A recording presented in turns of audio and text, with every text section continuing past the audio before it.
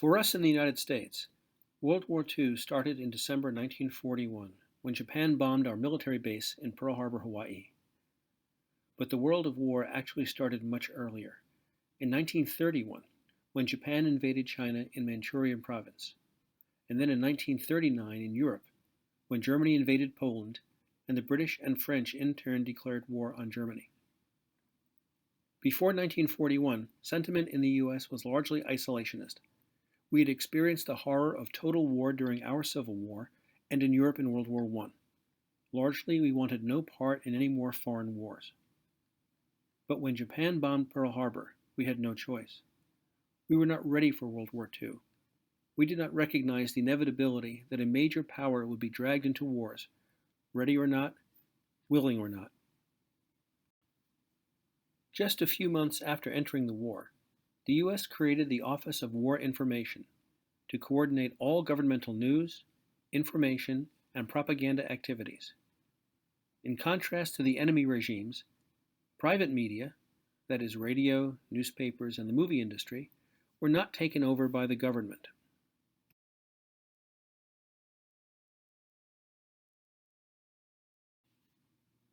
Quickly after Pearl Harbor, in February 1942, one of the most popular forms of information was posters.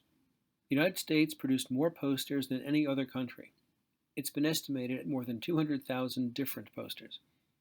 All topics were covered: patriotism, common sense, safety precautions, economizing, security, and posters in all kinds of locations, usually where people congregated: bus and train stations, shopping areas, schools, restaurants, government buildings like post offices.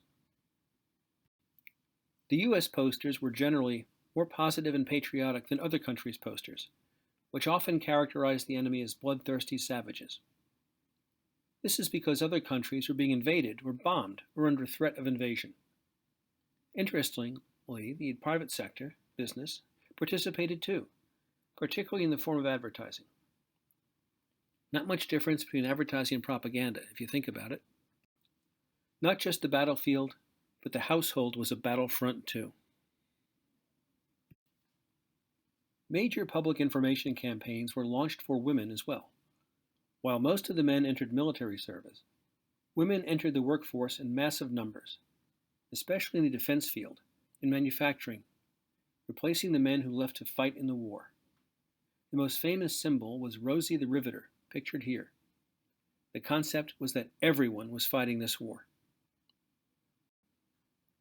As a large continental country, the United States was not used to the idea of having or needing allies, but these posters reminded everyone that we were not fighting alone.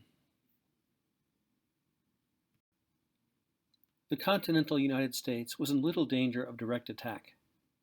Nevertheless, there were posters that characterized the enemy in predictable, threatening motifs and stereotypes.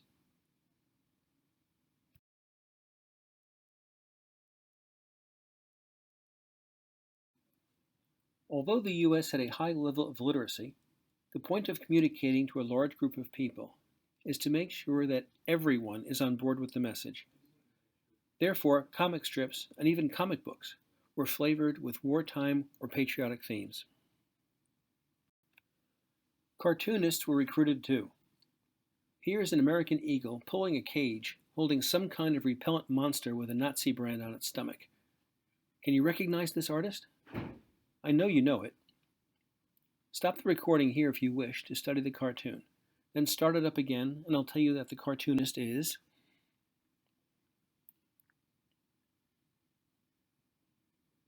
Are you ready? The cartoonist is Dr. Seuss. By the way, you will see from much of this wartime media how often ridicule was used against the enemy. If you use fear of the enemy as a too often motivator, you might convince your people that the enemy is really unstoppable. If you ridicule them, you lower them. You remove the fear. Remember Radio Aspidistra, the British propaganda radio effort? Well, we had one too. In southwest Ohio, the U.S. government built a top-secret shortwave radio operation, 10 separate transmitters, to send programs throughout the world. It could not have been so secret, though, because Hitler called the facility the liars of Cincinnati. What's ironic is that Cincinnati originally had a very large German immigrant population.